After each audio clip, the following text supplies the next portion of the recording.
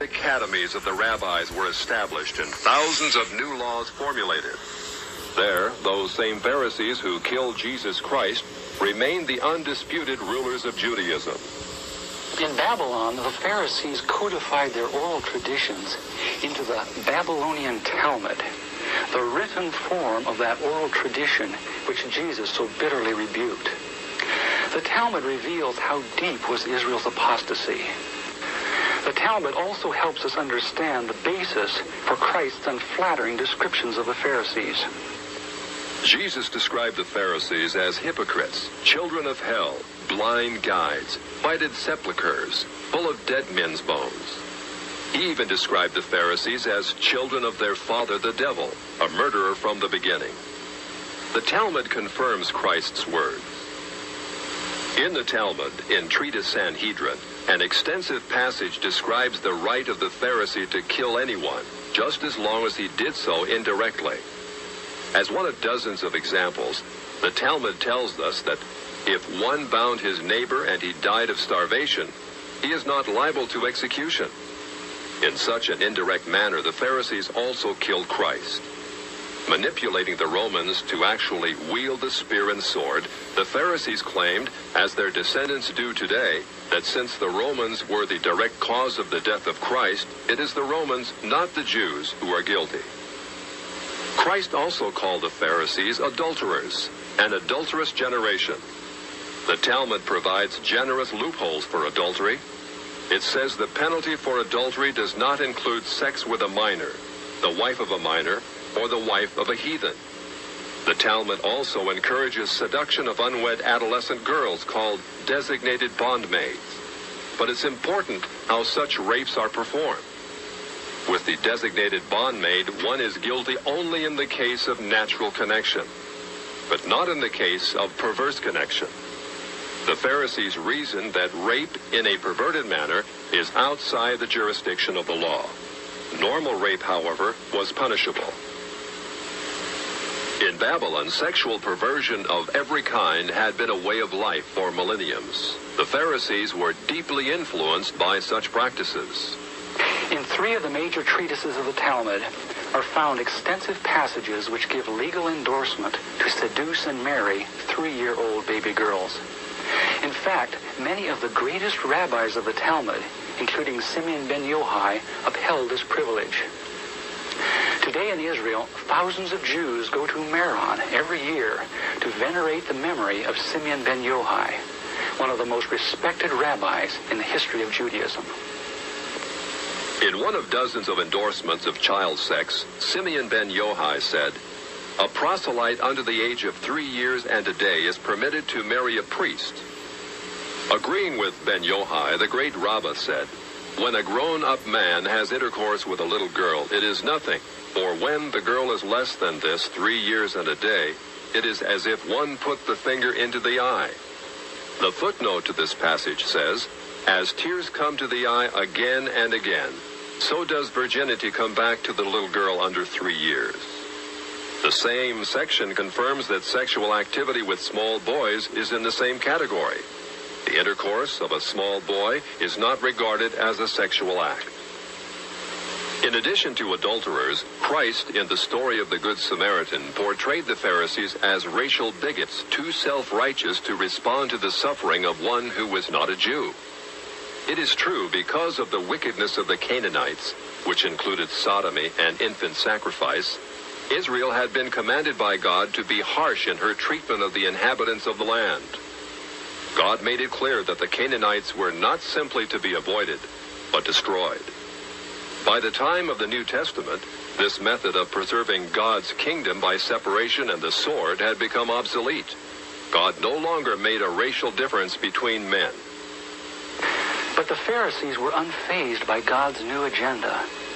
The Talmud was finally written down nearly 5 centuries after Christ, yet its critical, even homicidal attitudes toward Gentiles might have been lifted out of the book of Joshua. However, the quickest way to grasp the Talmudic view of Gentiles is not directly from the Talmud, but from the Jewish encyclopedias. If we quote an isolated opinion from the Talmud, a rabbi may quickly object, saying, But that is not the overall opinion of the Talmud. That is not the definitive view.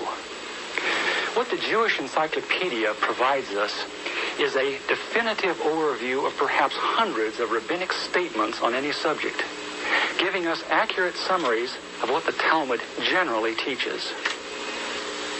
In its article on Gentiles, the Jewish Encyclopedia begins to define what makes a Jew so different from a Gentile. According to the rabbis, only Israelites are men.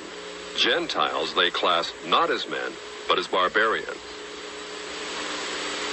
Since Gentiles are not men in the fullest sense, so the Gentile is not a neighbor of a Jew.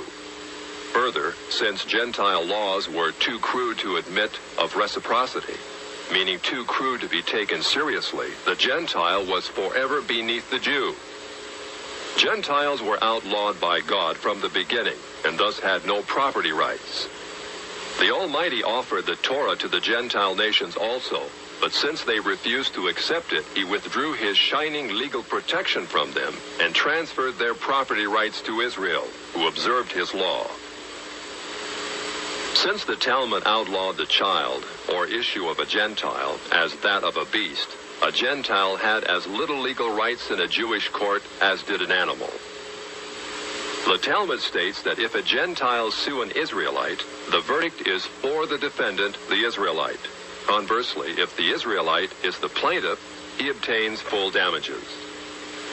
Because the Talmud conspires against Gentiles, if a Jew was ever caught telling a Gentile what the Talmud really says, such a person deserves death. So vile was the nature of a Gentile that the great Simeon ben Yochai said, "The best among the Gentiles deserves to be killed. The best of snakes ought to have its head crushed." Jews, however, are exalted beings in the Talmud, worthy of praise. Christ described the Pharisee who blessed himself, saying, "I thank thee, Lord, that I am not as other men." An eminent Talmudic rabbi says the same. "Blessed be thou, who hast not made me a Goy, or Gentile." There is a special antagonism between the Talmud and Jesus. The Talmud attacks him everywhere it can, even his mother. Mary, the Talmud says, was a whore who mated with carpenters. She who was the descendant of princes and governors played the harlot with carpenters. It naturally followed that the scribes declared Christ to be a bastard. In its article on Jesus, the Jewish Encyclopedia says that Jewish writings defame Christ. It is the tendency of all these sources to belittle the person of Jesus by ascribing to him illegitimate birth, magic, and a shameful death. Jesus, according to this article, was considered one of the three worst enemies of Judaism who came to an ignoble end.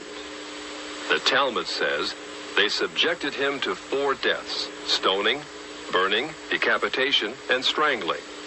The Talmud also says he is now in hell, punished with boiling hot excrement. What is Christ's advice as he speaks to us out of hell? The Jewish Encyclopedia quotes Jesus as telling us above all to bless the Jews. He says, "Further their well-being. Do nothing to their detriment. Whoever touches them touches even the apple of his eye." Christians, as followers of the false prophet Jesus, also deserve death. The Jewish Encyclopedia again recaps the Talmud's position. A Gentile observing the Sabbath deserves death. The testimony of a Christian was not admitted in evidence in Jewish courts, and an Israelite who found anything belonging to one who was a Christian was forbidden to return it to him. The Pharisees, through their Talmud, thus gave the Jews an ethic which encouraged bigotry and isolation. But it did worse than that. It invited persecution. By the 11th century, the inhabitants of Babylon, growing weary of the self-righteousness and dishonesty of the Jews, expelled them to the west. That's part of our faith. They had to read the Bible, the Torah. And that carried the Jewish people as a unique people of the book, as we called it. The people of the book not only knew the book, they could read the book. The capacity to ask questions, which is what the Talmudic tradition did across Jewish communities. It never defined the end of knowledge. It never put an exclamation mark on truth. It was constantly questioning, expanding, growing.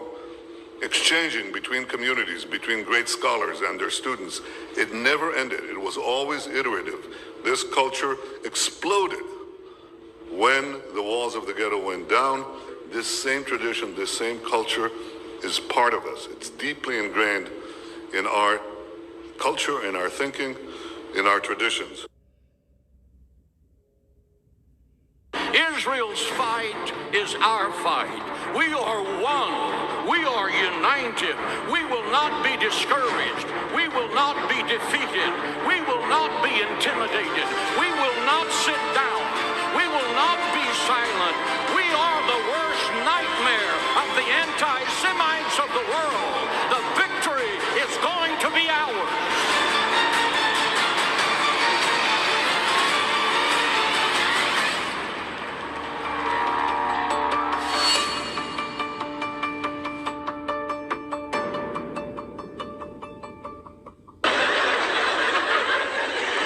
Good. I hope the Jews did kill Christ. I'd do it again. I'd fucking do it again in a second. Please. You can't come in here. This is not your house. This is not your house. We killed Jesus. We're proud of it.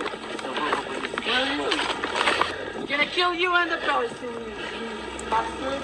This is my house. This is my land. God gave it to me. And fuck you.